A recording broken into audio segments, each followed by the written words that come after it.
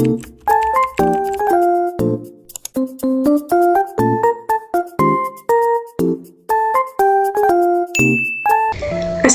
warahmatullahi wabarakatuh. Halo teman-teman, bertemu lagi dengan saya Natasha atau Aca. Pada video kali ini kita akan membahas bab 7, yaitu remote access. Pada materi remote access ini terdapat 6 pembahasan ya teman-teman. Oleh karena itu kita akan langsung masuk ke pembahasan yang pertama, yaitu pengenalan telnet dan SSH.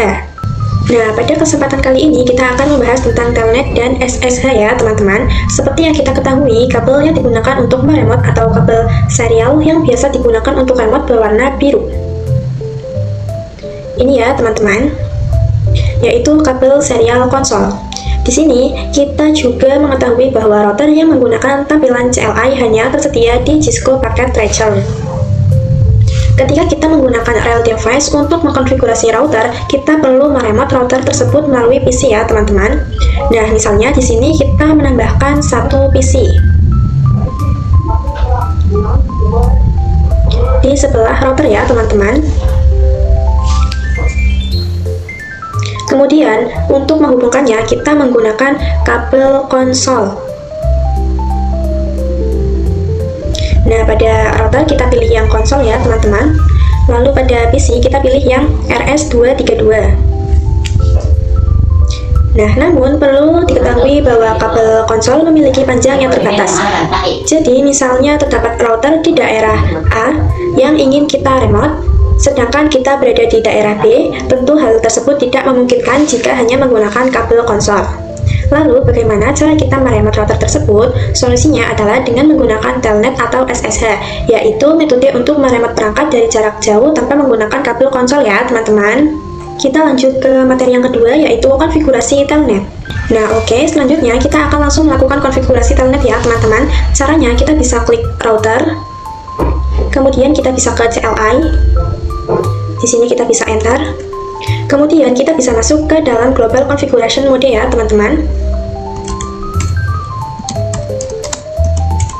Nah, lalu kita mulai melakukan konfigurasinya. Nah, lalu kita jalankan perintah line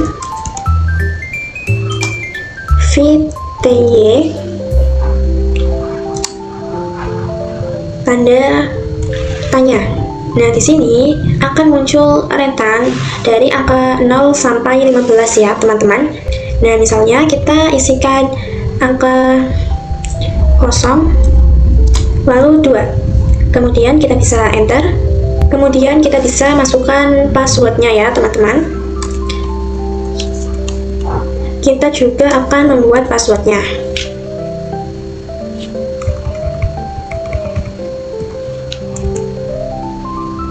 Nah, lalu kita juga bisa ketikkan login, enter. Nah, lalu kita bisa ketikkan perangkat, input, tanda tanya. Maaf ya teman-teman, bukan perangkat input tapi transport. Nah, maka akan memunculkan 4 keterangan ya teman-teman, yaitu yang pertama ada L, lalu kedua non, yang ketiga SSH, dan yang keempat telnet. Nah, non ini artinya tidak ada protokol ya teman-teman. Lalu AL artinya SSH dan telnet. Nah, karena kita akan mencoba telnet terlebih dahulu, maka kita bisa ketikkan perintah transport input telnet.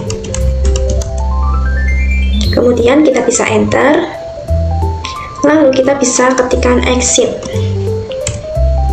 Ini kita bisa ketikkan exit lagi. Setelah itu kita jalankan perintah enable secret 123 dengan password yang sama ya teman-teman. Tujuannya agar PC yang meremote router nantinya dapat mengakses mode privilege dan mode global. Setelah itu kita bisa enter. Selanjutnya kita bisa melakukan pengujian ya teman-teman. Misalnya pada PC 1 kita bisa ke bagian telnet atau SSH client. Kemudian di sini kita bisa ganti pada telnet ya teman-teman. Lalu untuk hostname atau IP address-nya kita bisa isikan 10.10.10.1. Kemudian jika sudah kita bisa connect. Setelah itu kita bisa masukkan passwordnya ya teman-teman. Nah, lalu kita akan masuk ke mode privilege terlebih dahulu. Kita bisa ketikkan. Nah, di sini kita bisa masukkan kembali passwordnya ya teman-teman. Nah, demikian kita berhasil mengakses router menggunakan telnet. Kita lanjut ke materi yang ketiga, yaitu telnet dengan username. Nah, telnet yang kita konfigurasi sebelumnya masih kurang aman karena hanya menggunakan password tanpa username. Oleh karena itu, pada pembahasan kali ini kita akan mencoba telnet menggunakan username ya teman-teman. Nah, kita bisa masuk ke dalam router. Di sini kita bisa masuk ke dalam mode privilege terlebih dahulu.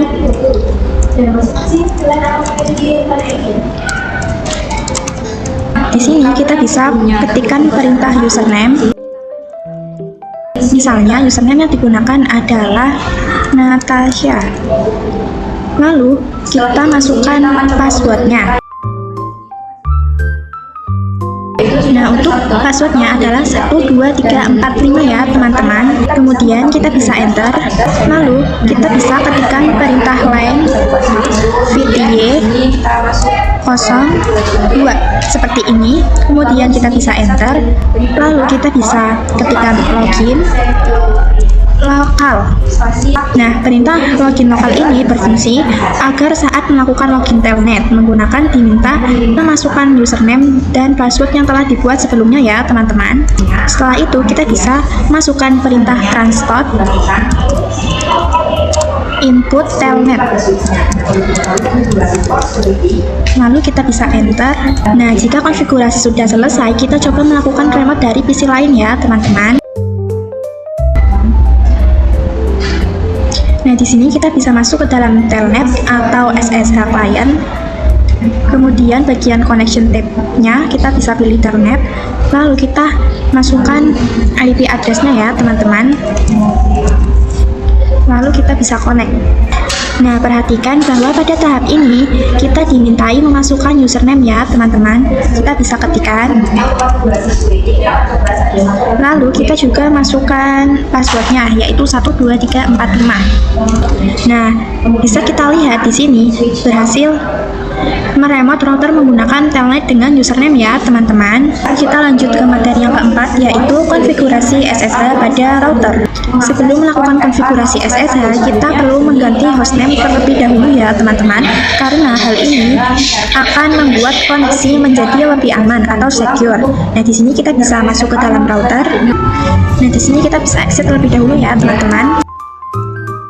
Lalu kita bisa ketikkan perintah hostname. Nah, misalnya di sini saya akan menggunakan nama Natasha. Kemudian kita bisa enter. Setelah itu hostname router akan berubah menjadi Natasha ya teman-teman. Nah, jika sudah, kita perlu melakukan pengaturan domain name. Kita bisa ketikkan perintah IP domain strip name natasha.com. Nah, seperti ini ya teman-teman. Kemudian kita bisa enter. Nah, selanjutnya kita mulai mengkonfigurasi SSH. Karena SSH lebih secure, maka digunakan kayak teman-teman. Kita bisa ketikkan crypto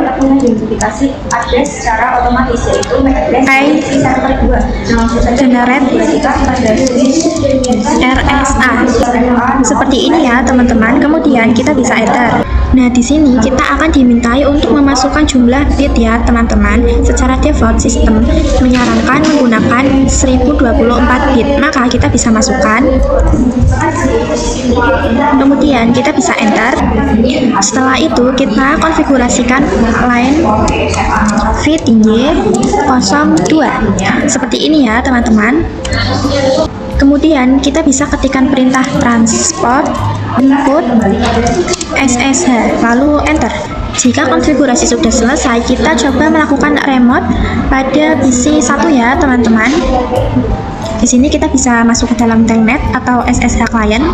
Nah, pada bagian connection type-nya kita bisa pilih SSH ya, teman-teman. Nah, lalu untuk hostname kita gunakan IP 10.10.10.1.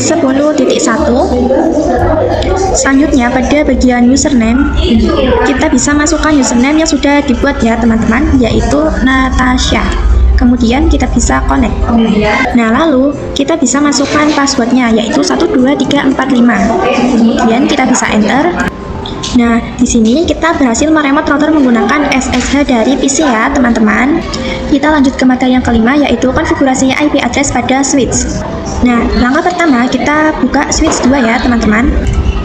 Nah, lalu kita masuk ke global configuration mode.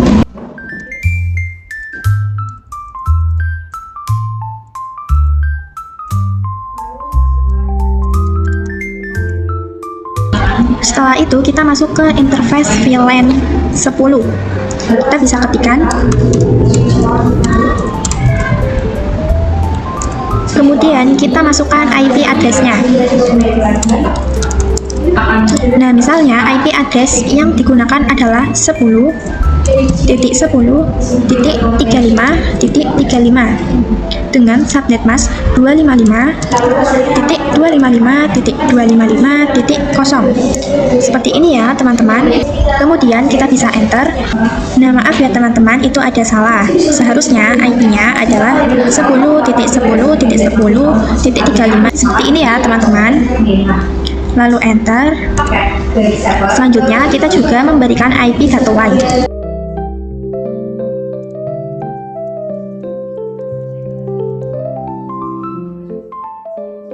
Nah, untuk IP gateway-nya adalah 10.10.10.1 ya, teman-teman. Jika sudah, kita lakukan pengecekan dengan perintah do show IP interface brief. Lalu enter.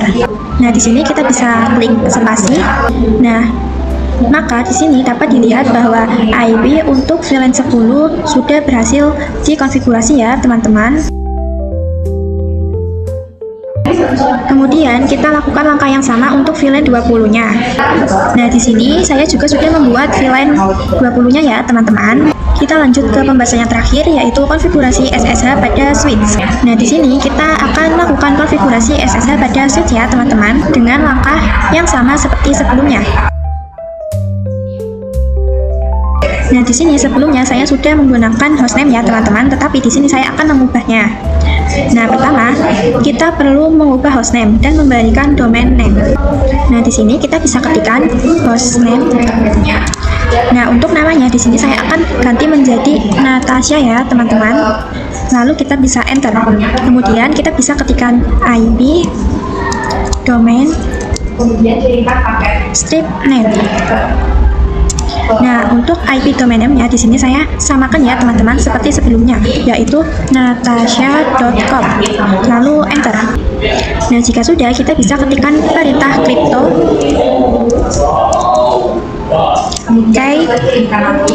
generate RSA. Nah, lalu di sini kita bisa enter. Lalu masukkan angka, yaitu 1024. Selanjutnya, kita lakukan pengaturan username dan password ya, teman-teman. Nah, pada contoh ini saya samakan seperti sebelumnya, yaitu username Natasha, lalu passwordnya 12345. Lalu kita bisa enter. Kemudian kita konfigurasikan line VDY 02. Enter. Setelah itu kita bisa ketikkan transport input SSH. Lalu jalankan perintah login lokal. Kemudian kita bisa ketikkan exit. Jangan lupa untuk memberikan perintah enable secret beserta passwordnya. Nah, demikian konfigurasi SSH pada switch telah selesai. Selanjutnya, kita lakukan uji pada PC 1 ya teman-teman. Kita bisa ke telnet atau SSH client. Kemudian pada bagian connection type-nya kita pilih SSH.